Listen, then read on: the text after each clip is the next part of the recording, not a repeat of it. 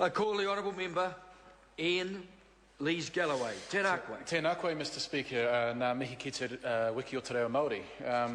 Mr Speaker, Labour supports the financial reporting bill because our primary focus in all things right now is to get New Zealanders back to work and to grow jobs in this country. That's why, in the way that this bill seeks to do, we are seeking in all possible ways to reduce structural costs for businesses, such as seeking to reduce the price of electricity for businesses as well as households, and to try and boost innovative companies through things like research and development tax credits, because it's only by doing those sorts of things that we will really see job growth in New Zealand. And I'm not talking about the kind of job growth that sees everybody working at Burger King or McDonald's or Pack and Save. I'm talking about the kind of job growth that gives people decent salaries so that families have enough to take home so they can make ends meet, so that they can afford their house in Auckland, and that they can raise their families in a stable and financially secure situation. And that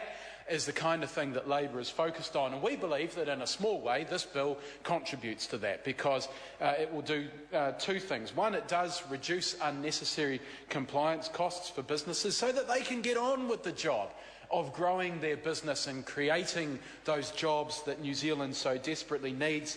And the other thing that it does is it improves transparency and gives the public greater confidence in the conduct of those entities. What I particularly like about this bill, sir, is the flexibility that is contained within it, so that large companies and large overseas companies that carry out business in New Zealand, they will have quite stringent reporting expectations on them.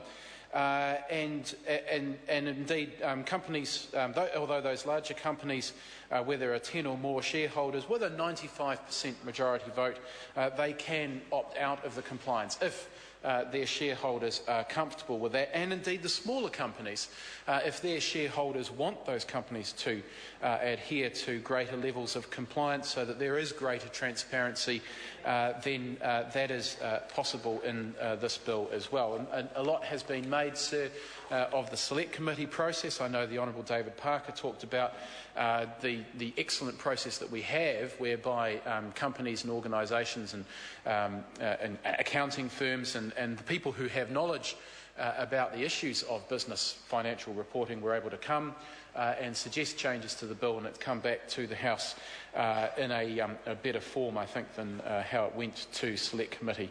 And that, I think, is part of creating a robust and transparent and secure business environment in New Zealand, knowing that we have a sound legislative process that is designed to make for good law making, and that is important for growing business as well.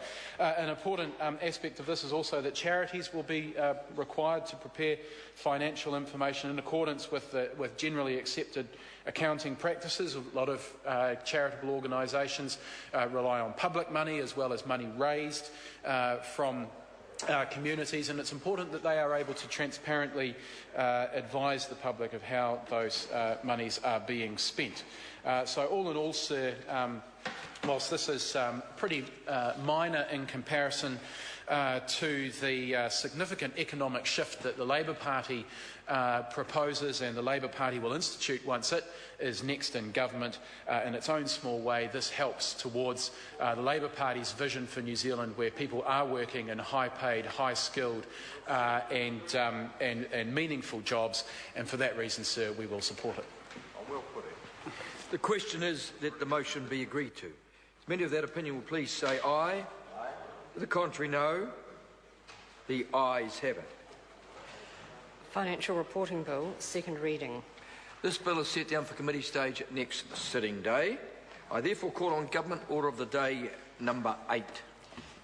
Bail Amendment Bill, second reading.